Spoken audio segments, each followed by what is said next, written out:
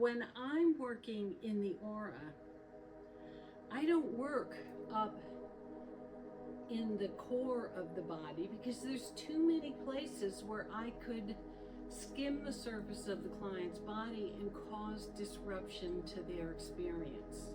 I don't want them wondering what I'm doing.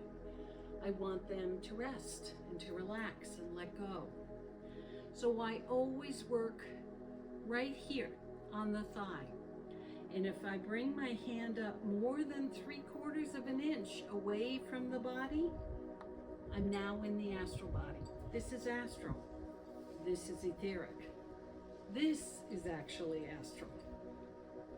So working in the etheric aura, I stay on the thigh so that the client can feel my fingers brushing them but not draw any conclusions about what I might be doing.